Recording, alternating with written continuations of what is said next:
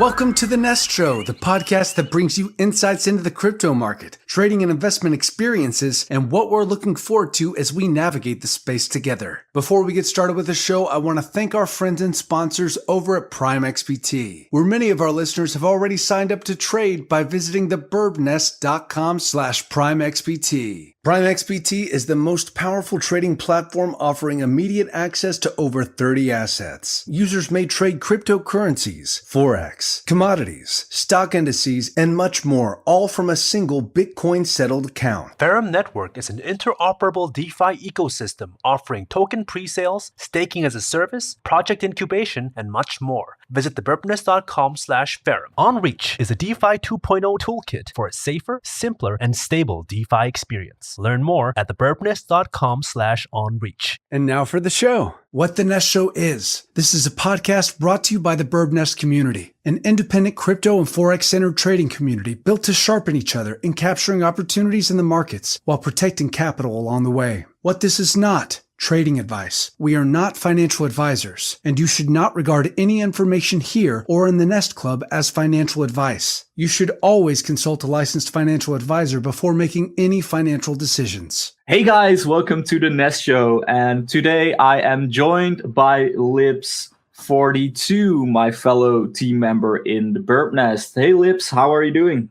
What's up, man? I'm all good. Nice. And I'm glad to finally have you on the show and learn a little bit more about your trading. I've known you for... It's been a while. Yeah. I wanted to join, but it's I think first time I tried about a year ago, actually, I think. And after that, it hasn't really been time. But now I feel like I'm ready. I'm ready to do the podcast.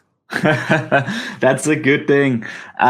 So could you tell us a little bit about your trading journey and how you became a crypto trader? Yeah, absolutely. So I think it was summer, the great summer of 2017. If you were around at that time, you would probably understand what I'm talking about, right? So a coworker started talking about Bitcoin, and I know a little bit about Bitcoin since before, and he kind of showed me the chart of Bitcoin, and he told me how he had a friend who he invested in Bitcoin and Ethereum and made, a bunch of money. So obviously I got interested. I went on the Coinbase, bought some Bitcoin, and I saw that there's this thing called Ethereum and some other coins, and I remember reading about Bitcoin back in 2011 or 12, and I really liked the idea, but I never really invested or put a lot of effort into learning what it actually was. But when he introduced me to Bitcoin in 2017, I kind of remembered about Bitcoin, and I'm like, all right, so this is the time to invest, right? And I went on to Coinbase and I saw this, these other coins, the altcoins. And when I first got introduced to Bitcoin back in 2011 or 12, we didn't really have any altcoins, I think, at least. And so that was a completely new thing for me, right? So I started just buying a bunch of altcoins, and he then introduced me to Bittrex, right? And Cool. So I saw that the Ethereum that I bought in the summer of 2017 quickly doubled my money, right? So I think I invested like only $500 or something like that, and that quickly doubled. So I'm like, well, this is easy, right? So let's go on to Bittrex and let's just buy everything, right? So my strategy was that everything that went up on Bittrex, I was going to go all in on, right? So everything that you had that list on Bittrex with all the coins, and as soon as I saw something that started pumping, I just went all in on that coin, and that was actually extremely profitable. It was just insane. I remember just buying everything, and I just held it like there's no tomorrow. And insanely enough, I made a lot of money doing that, right? So the bull market really went in full force. I can't really remember when. I think was that maybe end of 2017 or something like that. The altcoin rallies just really started running, and I had a lot of bags, right? And everything basically pumped. So I remember, those were really, really insane days for anyone who was in the market at that time. I think everyone remembers when you looked at your blockfolio, right? And the percentage of return under such a short period of time was just insane. I remember waking up in the middle of the night to check blockfolio and literally just sweating and thinking that, all right, so I'm most likely going to become a millionaire in not that long, right? So that was my introduction to crypto, and I was hooked because of the fact that the money being made in that bull run was just insane. And then the crash came, right? So my mentality was to hold as much crypto as possible for as long as possible, and that would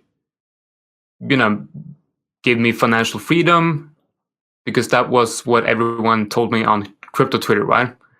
And I 100% believed them. So I held everything. I held everything, right? And God, I remember just the euphoria, like the total euphoria. I also remember all of a sudden everybody started talking about Bitcoin. Everyone started talking about Bitcoin, and celebrities started tweeting about Bitcoin. I remember very vividly when Katy Perry posted on Instagram a picture of her fingernails with, painted in different altcoin icons. And I'm like, holy shit, this is it, right? Now we're going to, $1 million per Bitcoin. This is it, right? And that was actually the start of the top, right? That was actually the start of the crash. And so we had that crash at around the 20K. I think we went straight down to I can't remember, maybe straight down to 15 or even 10K or something like that. We had a massive drop. The first drop from 20K, I think we went down to like 10K or something like that. Then we bounced again up to the 15 to 18K area or something like that. So I just held, and I thought that we crashed at 20K, we bounced at 10K again, and that was it, right? So I just continued to hold everything, and I quickly realized that the hodl mentality might not be the best way to secure gains, right? So quite quickly, I pretty much lost all the unrealized gains, obviously.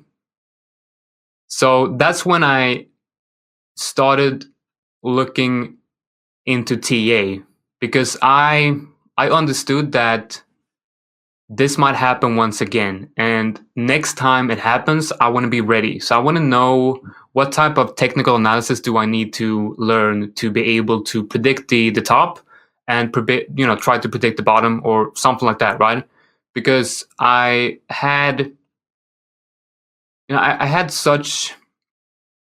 got so hooked into crypto when that major bull run first started.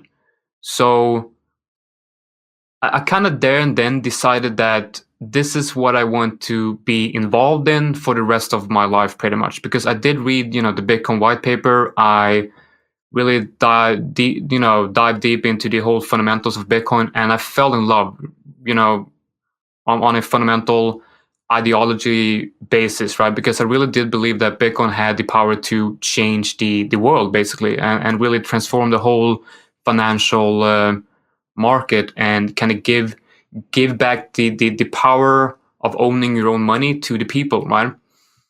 So I found something here that could make me money, and if I learned TA and learned how to trade, I could maybe potentially make a living trading something that I deeply personally believed might change the world for the better. So it was kind of like the best of two worlds, right? And I think that personal kind of conviction in this technology made me really kind of become obsessed with the fact that I wanted to learn TA, and I wanted to kind of like spend rest of my life just trading. So over the course of I think 1 year, from end of 2017 to 2018, I probably spent all my free time looking at charts, right? I went onto YouTube, just searching for everything that I could find, and especially Crypto Cred. You probably know about him, right? Yeah, he has some great content. Yeah, so I really loved his stuff, and I got really hooked on the idea of trying to keep it as simple as possible. So I focused only on trying to find decent horizontal levels, right? And only kind of trading off the horizontal levels, and that worked, surprisingly well actually, for quite some time. And then I kind of slowly started adding things to that very simple strategy, and that simple strategy from the beginning was basically, trade the trend and look for, if it's an uptrend, look for a resistance to break to the upside, and then long the rounded retest and the first retest of that resistance up to the next resistance above. Very simple, and works just surprisingly well. And I believe that strategy is probably at the basis of 95% of all systems out there, right? Yeah. So yeah, I think that kind of covers the beginning of my trading journey, and everything really started for real because you gotta understand that I basically started from nothing, right? I had a pretty shitty life before that time when I got introduced to Bitcoin. So I was basically homeless before, right? So I had basically nothing. I was just basically a drug addict, and I lost everything in 2015, and I was living in Stockholm, in the capital of Sweden, and so I had to, I lost everything. I had to move to a smaller town. I had to move in with my dad for a couple of months, and I got sober, kind of started to get back on track, and that's when I got a job in healthcare, the healthcare industry, where my coworker then introduced me to Bitcoin around the beginning of 2017, I believe. So I think that my obsession with crypto, and when I decided to really learn TA, I think that has really helped me to transform into the person I am today, right? Because to be a good trader, you really need to be a disciplined, calm person, and you need to follow very strict set of rules to be able to succeed as a trader. And you need to take care of your mental and physical health to be able to perform at your best at any time, right? Because as a trader, you don't have anyone to lean back on or anything like that. It's just you in the market, and anything you do in the market will reflect on your P&L. So if you're not on top when trading, you're going to see that in your P&L, right? So I think the fact that you had to really evolve that kind of way as a person and as a human being to be able to trade successfully really helped me to get back on track and to learn to live a normal and healthy life, right? So there was a lot of times in my trading career when I decided to learn TA, there was a lot of times when I kind of gave up, right? Or I wanted to give up. But I had that feeling that I was I was just so close, right? I was just so close. And then all of a sudden, I started seeing my win rate go up, and I started seeing my returns go up, and I actually started making money. And I think it took about one or 2 years of extensively studying the charts, right? Every day. I mean, maybe 5 hours a day, just staring at the charts, looking at levels, and trying to figure out what to trade. And this was when also having a job, right? So a lot of time was spent on the charts, and then slowly but surely I started to become profitable. But the real big change was when I was on crypto, right? And I saw this post from somebody called Birb, and it was an application to join a trading community, which is the Birb Nest, obviously. So I applied to join, and I went through a very, very long process. I think it was 6 months almost, right? Yeah, from what I remember, I think we started in September, and somewhere in January we were finished and were official team members. Yeah. Yeah. So I think, it was 6 months of that process, and finally I got accepted into the team. And honestly, from that time, being a member in the team has increased my trading, significantly. And I've learned so many different things from not only from you guys in the team, but also the members, right? It's just such a nice community where you have, you have such a positive vibe, and everyone wants to be part of that winning mentality and that winning attitude where everything's possible, right? So just being around all the positivity and the positivity in the team and with the members, I quickly grew as not only as a person but as a trader significantly. I improved my TA game a lot, and the profitability kind of skyrocketed, really. So I think I went from, I had before, I think I had like a 40% win rate, and maybe somewhere between, I think, somewhere around 3R with a 40% win rate. So not that good, right? But I had some big winners, which, so the average are around 3 and win rate 40. And after joining the team, I slowly but surely started to increase that win rate to about 60% and the same win rate. So now I'm much more profitable, because obviously having a 60% win rate and a above 3R in average R, that's way, way, way better than a 4% win rate and a 3R, if you look at the bigger picture, obviously. So yeah, I think that kind of covers my trading journey. Wow, what an amazing story! And I didn't want to interrupt you because it's such an amazing story, and it's good to hear that you finally managed to turn your life around, and trading actually helped you structure your life better.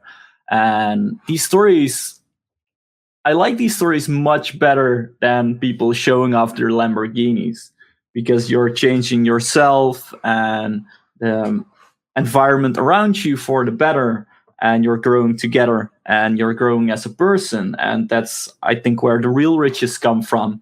It's good that you can also make some profit on the way and try to get financial freedom. But if you're still a shitty person, you can have money, but you're still a shitty person. So that's, from my experience, you're definitely not that person. I've seen you grow. I know where you come from, and it's such a beautiful story in how you worked your way out of that and used your trading, your structuring of your work to become a better person. And luckily, you made profit on the way. So like you say, the profits that I've made over the years is not my main my main focus here. Obviously, my main focus is making enough money to be able to live a decent life, right? A life where I don't have to worry about, simple things, like I don't have to worry about, having, food on the table, shit like that, right? And being able to give my kids the life that I never had, right? So I'm not looking to become filthy rich. I'm looking for, my goal is to live a life where me and my family can be happy, and to be able to, in a situation like this where you have the COVID situation, to be able to go down into my basement. So I redecorated my basement to build a trading room down here, just to be able to go down and work from home and just make money from home just by, it's crazy. I'm just looking at a chart and I'm going long or short and I'm making money, and it's like it's just insane. It's just insane, and to be able to do that in a time like this is just absolutely fantastic. I I have one story I really want to share. Yeah, go ahead. So I was kind of thinking if I wanted to share this story or not, but yeah, whatever. I will, and it's a pretty crazy story. So back in my old life, let's call it that, there was this marketplace called Silk Road, which some of you might know, some of you have no idea, but some of you might know what it is. You could Google it. It's a marketplace for the deep web, the dark web, where you could basically buy lots of interesting stuff. And I was doing some business back then, and I had some Bitcoin on there. And to be able to use that webpage, use that marketplace, you have to have Bitcoin, because it was all, every transaction was made on the Bitcoin blockchain, right? And back then, I think most people thought that Bitcoin was anonymous, so they thought that was a good idea to use a public ledger for everything, which is kind of fucked up. Some really, really weird and big transaction happened there, and you could buy and sell some pretty serious stuff over there, and it's all public, which is insane. Anyway, because of the fact that I had a wallet with Bitcoin on there, and I started reading about Bitcoin and started reading about mining, right? So I thought that, well, why not just have? I had a workstation and a laptop, and basically everywhere where I had a laptop, I started mining Bitcoin. I remember going to the public library and setting up a mining rig on all their PCs. Wow! And so I made quite a lot of Bitcoin doing that, but not a lot of money, because Bitcoin was worth nothing back then. Here's the scary part, right? So Silk Road went down, I think in 11 or 12 or something like that, and I'm not sure about that. But Silk Road went down, but I still had a wallet with a quite significantly large amount of Bitcoin. In today's value, that would be an astronomical sum of money. So what I did was, like, the days of Silk Road were over. I had no interest in Bitcoin as an investment, but I still had the Bitcoin. So I thought, maybe at that time it was worth maybe $1,000 or something like that, right?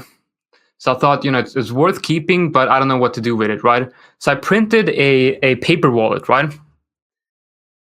And God, like I'm kind of started sweating when I talk about this, because I remember very vividly how I printed that paper wallet and put it in a drawer in my desk, right? And so me and my friends, we were sitting around, we were partying, all that stuff, and somebody wanted to roll a blunt, right? And so we needed filters, right? We needed to make a filter. So I'm like, well, just take a paper from drawer, and So we had this paper and started rolling filters with that one, and this kind of went on for quite some time. So I'm pretty sure that we basically smoked up a couple of hundreds of Bitcoin back in the day. So if I'm not sure if we used the whole paper, but it might be somewhere, right? It might be somewhere. I'm not sure. I've been searching for that paper wallet for maybe a couple of years, and like before I kind of started waking up in the middle of the night, kind of sweating and getting ideas of where it might be, because I think we had about a couple of hundreds of Bitcoin on there, which in today's valuation is pretty insane. I think we need to call the Guinness Book of World Records, because you might have smoked the most expensive joint ever here. Yeah. So, yeah. maybe you can do something with that record, but I can understand it was surely a moment that turns your life around and makes you think about your past choices. Yeah, because when that dude, when my coworker really introduced me to Bitcoin, I'm like, fuck, man, I know what this is. I think I know what Bitcoin is. And I started thinking, and I started going through my emails, and I'm like, holy shit, I really do know what Bitcoin is, right? You gotta remember, like, it was maybe 5 years after that he introduced me to Bitcoin, and I just totally forgot about it. And I kind of started panicking when I saw the price of Bitcoin, because when he introduced me to Bitcoin, I think Bitcoin was at $3,000 or $4,000. So I did the calculations that I may have had like 300 Bitcoin, which at that time were still 1,500,000 USD. So to be able to when I realized that somewhere I might have 1,500,000 USD laying around, and somewhere, kind of made me panic. So I searched everywhere, and when Bitcoin went up to 20,000, I had 6 million USD on that paper wallet, and then I slowly started to realize that I probably smoked it all up. So yeah, it was a very, very hard thing to accept, like a very hard thing to accept. But I kind of took that as a I wanted to get that back, right? I wanted to kind of, look at that as a learning experience and kind of karma or some shit like that, and just move on. Look at that as a reason to kind of continue doing this, because like if I have a wallet somewhere with that amount of Bitcoin, it means that it's possible, right? Something in me told me that it's definitely possible to make something out of this market. And look at Bitcoin now, it's at 60K. So yeah, definitely when you think it's over, when you think the run is over, like I thought back then when Bitcoin was at 5K, because I've already lost on the biggest bull run in my life. When it's all, that's more than 10K. That's more than 10K from where we are now. So 10x. Yeah. So there's really a lesson there. Like when you think the bull market is over, and when the bull run is over, there's always going to be, like, Bitcoin tends to really surprise you on what it can do. I think there's two important lessons in there. The first one is that paper profits aren't real profits, and they go up in air easily, even though it's literal, but also that happens in trading. But the second one is that if you keep your head down and learn from your past mistakes, you eventually come out better, because when you take losses, or when there is a bad moment in your life, you can make choices, and sometimes it is to just leave it, take the loss, and go on, and sometimes it's working harder, understanding better what you do, seeing opportunity, and I think you seized that opportunity quite well. Yeah, exactly. I think what I like that is you learn from your mistakes, and just like you learn from your mistakes in real life, the best trader learns from the mistake in trading. So I really like the parallel between real life and trading. Successful trading is just like trying to figure out and improve in real life as well. When you're journaling your trades, you have a loser and you journal that, and you ask yourself, like, is this a loser because I did not follow my rules, or is this a loser because it just gets stopped out because just because the setup didn't work out?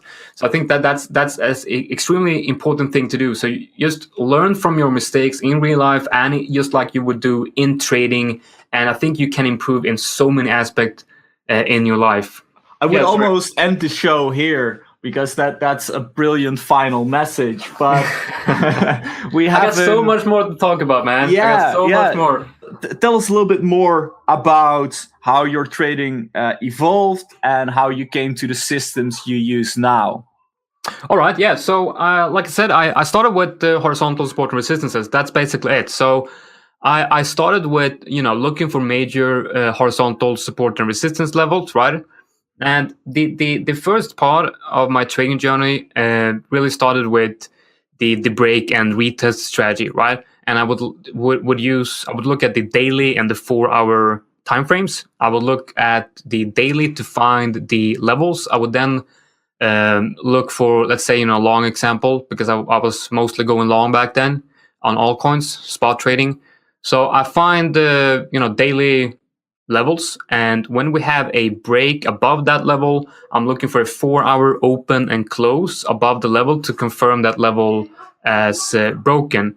I look for clean breakouts. It needs to be a clean breakout, and what I mean by that is the candle that breaks the level needs to be a clean breakout, and the whole candle kind of needs to go through the level and close above without any wicks or whatever touching the level. So the retest that I'm going to buy is going to be the first retest on the 4-hour chart. So there's not going to be a breakout and then immediate retest, and then I'm going to buy the retest, if you know what I mean. So it needs to be a clean breakout, and it needs to be the first retest. So that's how I started, right? And then I started because there is always like one retest before on a very low time frame, maybe the 15-minute or 1 hour. But from my experience, that level gets always retested on a higher time frame. So I can understand that. And this is maybe where newer traders get trapped. Well, they think that the 1 hour retest or the 15-minute retest is done, and they jump in and then eventually buy in higher while they could have got a better entry. Because if that first immediate retest on the 50-minute might be where new traders might put their stop loss below that retest, right? But it's probably going to look like that. I mean, if you look at the 4-hour, the actual last high prior to the breakout will be lower than the 50-minute test. So the proper retest will probably retrace deeper and take out all the stops below the low time frame retest, if that makes sense. I'd like to say that a trader is a confluence hunter, right? You're looking at the chart and you're looking for areas where you have confluence between different indicators, right? And the levels on the chart where the confluence of your indicators align, that's going to be the highest probability area, most likely. So I started adding moving averages, right? And I started adding the 21, the 55, and I think the 89, and some more based on the Fibonacci sequence, right? And basically what I was looking at on the, to add on that strategy is whenever you have the retest of that horizontal level, I look for that retest to happen on any of these moving averages, right? So if the 20 or back then the 21, but now I'm actually using the 20, the 50, the 100, and the 200, just even numbers. Yeah, just look for confluence on the break and the retest with the moving averages, and I find that worked quite well. And I then started looking at the Fibonacci levels, right?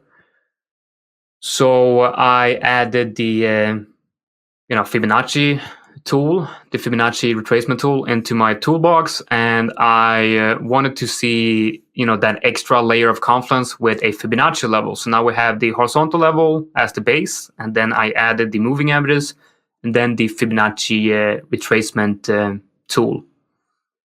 And something else that I like to use is the stochastics RSI. And the way I found out about the stochastics RSI is when I was trying to develop a scalping system, right? And I found that if you have a strong trend on like the 5-minute or the 50-minute, and you have the 20, the 50, and the 100 EMA, if they're nicely fanned out and you're getting bounces of the 20 or the 50 EMA in an uptrend, on like the best bounces would be when the stochastics RSI was below 20 and you get a bull cross. So I started buying. I added that part from the scalping system into my swing trading. So that would add an extra layer of confluence. So when you have the break and retest, if that retest happens at the same time as the stochastics RSI is below 20 or at least 30, that would add another layer of confluence. So now I have, four layers of confluence I'm looking for. And then the last one I've added is trend lines, right? So just basic trend lines. And if that area is confluent with the trend line as well, you now have 5 out of 5 confluences. And I look to go long or take the trade if there's at least 3 out of 5 confluences, right?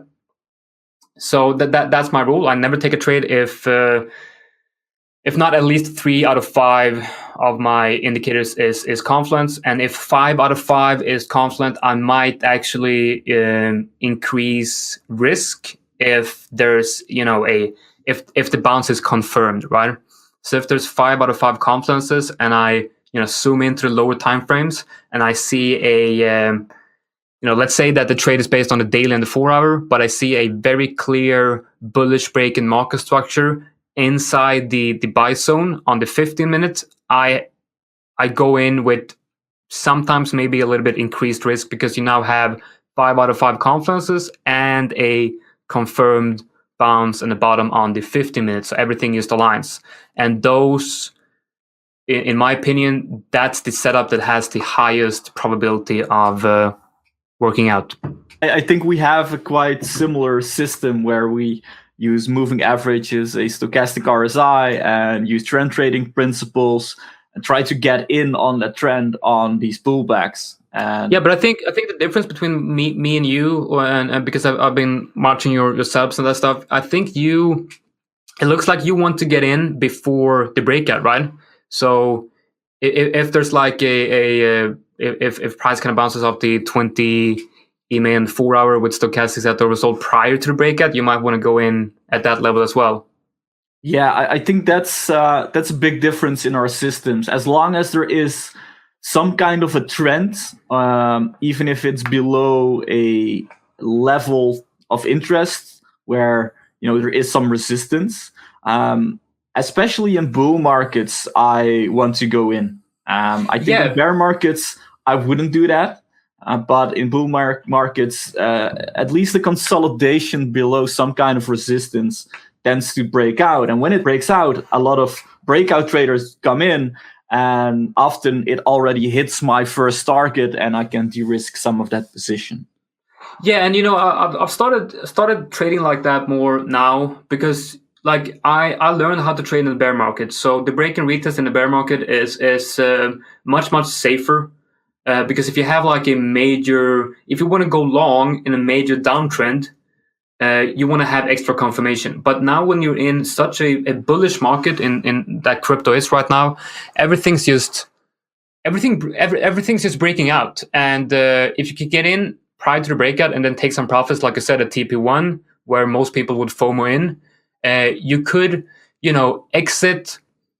Exit if there's no confirmed retest, and if there is a confirmed retest, you can enter again, right? So I think in this market condition right now, and that it's very obvious on Bitcoin as well, because in the beginning of this major bull run, when you had a massive, 4-hour or daily breakout on Bitcoin, we never had a retest, right? So it just kept on going and formed this beautiful 4-hour trend after the daily breakout and without no retest. So I think in the market like this, it makes perfect sense to actually get in if you think it's breaking out. If Bitcoin is looking bullish, if it's in a local uptrend and it's kind of, going from, between support and resistance, it's most likely going to hit that resistance. I think it makes absolute sense to get in prior to the breakout. Yeah, and I think you also tapped an important point where that context from a bull or bear market makes a setup different, because in a bear market you often have fake outs to the upside and you want confirmation that's a real breakout. And in the bull market you can see fake outs to the downside, and it gets interesting when that fake out retakes a level and you get confirmation that buying pressure is there, and the fake out below just traps some traders or has shaken some traders out. So I think that's a very important point. We already discussed a lot, but I would love to end with some stories about your Forex trading. How did you start with Forex trading, and what are your strategies in that market? All right, so my journey into the Forex market kind of started when we decided in the Birb Nest to start offering more analysis for the legacy markets, right? So I had some interest of the Forex market, but I just saw the legacy markets and the Forex market like a something completely different. Like I've learned to trade crypto, and Forex is just way more advanced. It's just I'm never going to be able to do that one. Crypto is easy and Forex is just extremely hard. That was my first thought, right? But then I actually started applying the same stuff that I talked about in crypto, and I applied that to Forex, and I noticed that, well, this is working, right? So pretty much exactly the same stuff that I'm using in crypto works very well in the Forex market. And what I like about the Forex market is the fact that you don't have to care about what Bitcoin is doing, right? So if you're a crypto trader, there's going to be certain market condition when you should not be trading altcoins to the long side. And there's even going to be some market condition. And this is obviously applicable if you're a trend trader. If you're a range trader, different rules apply, but I'm a trend trader, and I think most traders are.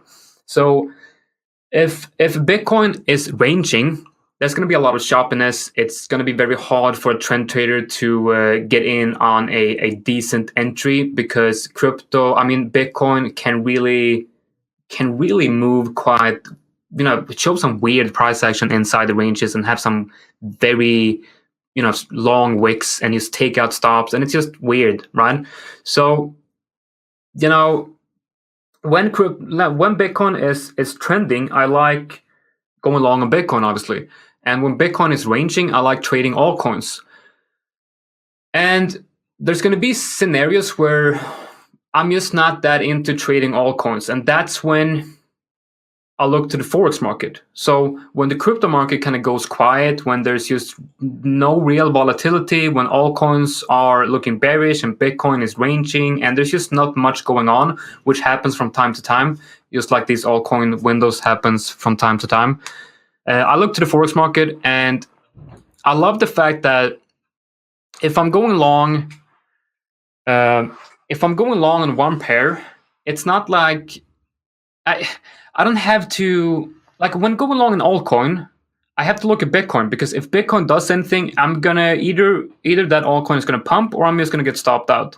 And you don't really have that problem in the Forex market. And the Forex market moves much slower, right? So you're gonna have more time to react to the price movements. And the only big difference between crypto and Forex is the news, right? How is the news events affecting Forex and that kind of stuff? And I look at I have a economic calendar, right? I think I'm using the economic calendar on fxdaily.com, and I look for major impact economic events for that day that I'm going to be trading. Usually I do my weekend, my planning in the Forex market. I'm doing that on Saturdays. And when doing the planning, I look at the economic calendar and look at what days or what dates do we have these major events. And for example, if there's going to be a major news event for the USD on Monday, I'm just not going to take any trades on any USD pair on Monday. I'm going to be looking at the pairs where, for example, if AUD comes out with some major news at Monday evening or Monday night, my time, I might trade the AUD in the morning, Monday morning, and try to get in on a position so that I could, move my stops to entry or secure the position when the major news event comes, because that could add some volatility, which could take out my trade, or you never know, right? So I'm just not a FA trader. I'm a 100% TA trader. So I need to know, when do we have the major news events, to because I don't want any news to come in and just take out my whole TA setup, right? So I think that's a really cool thing about the Forex market. And if you're a crypto trader and Forex market, you can really switch between the markets, right? When crypto isn't really giving you the setups that you're looking for, look at the Forex market, because I think there's almost always going to be a trade in the Forex market, right?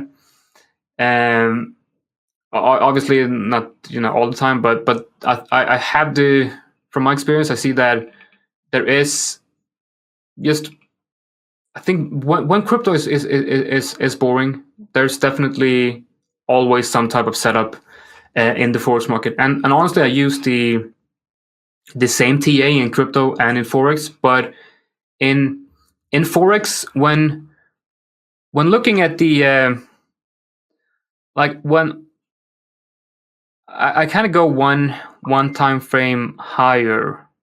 So when looking at the daily chart in the Forex market, that kind of feels like looking at the weekly chart in crypto, because crypto moves much faster. And for example, I can't do my crypto planning once on the weekend, because if I do my crypto planning on the weekend on Saturday, maybe on Monday or Tuesday I have to make a new plan, because the market structure could be completely different in 2 or 3 days. While in the Forex market, there's not going to be that huge difference in 2 and 3 days, right? So I do feel like swing trading the Forex market is much easier than the crypto market, because stuff can really change, and you have to be very, very adaptable as a crypto trader, because a lot of stuff can really happen with Bitcoin and Bitcoin's price action to really take out any altcoin setup. So you have to be, in my opinion, as a short to medium time frame trader in the crypto market, you need to be very quick to adapt. While in the Forex market, it can take a little bit more time, right? I think that kind of sums it up. Traditional markets are often much slower and less volatile. That means also that on Forex you often use more leverage to get a bigger position, so you can capitalize on smaller price changes. But in general, crypto moves very fast because it's a new market, and that's of course the interesting feature of this market. When I talk about moving slower, I'm not really talking about specifically not the percentage moves, right? I'm more looking at the market structure.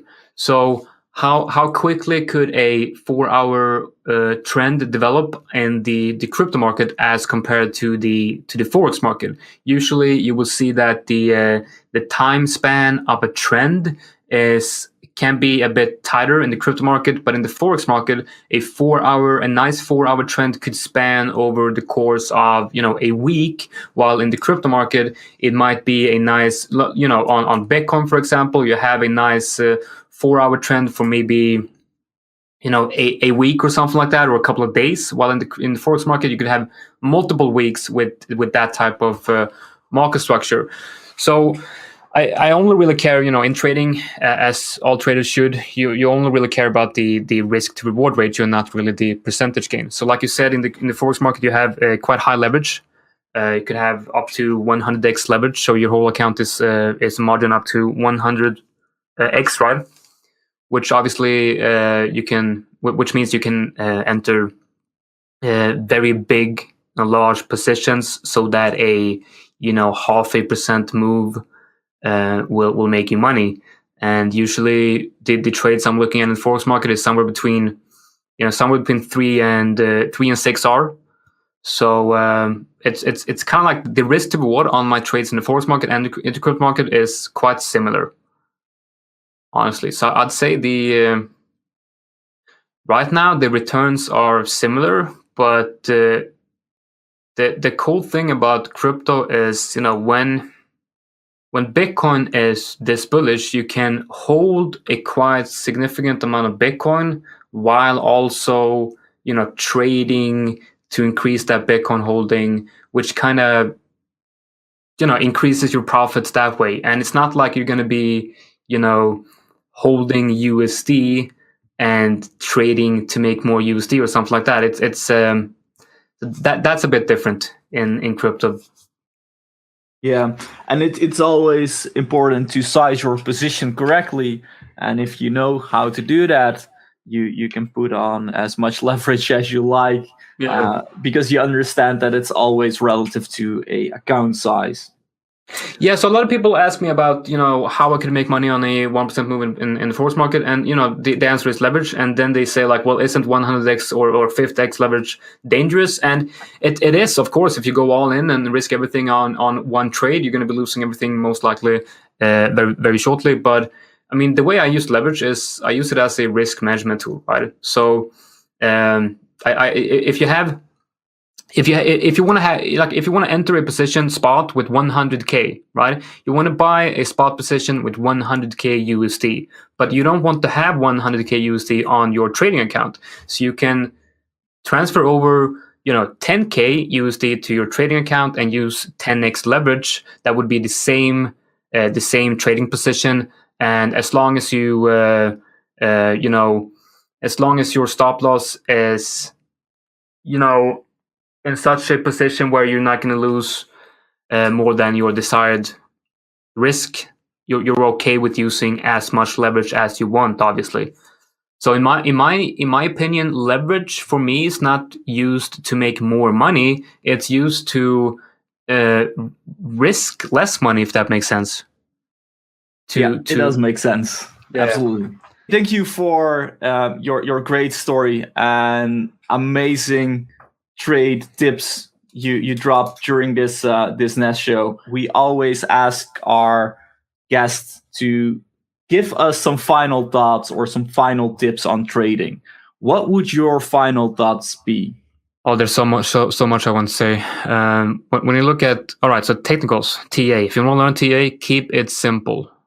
Too much indicators on the chart is not going to help you. It's going to decrease your win rate most likely. Keep it simple, as few indicators as possible, and focus on horizontal levels and price action, and add only the indicators that you know and makes sense to you. TA is not the number one focus of traders. The trading psychology and the journaling aspect of trading should be your number one priority. Take care of yourself, your mental health and your physical health, and journal everything. If you make a mistake, it's not going to be a mistake if you learn from it. A failure is only a failure if you don't learn from the mistake. Journal everything. Look at your trades. Why did you win and why did you lose? I promise you 100%, if you do this, you are going to be successful. Wow, that's some good advice over there. If the listeners want to learn more about you, which social media can they reach?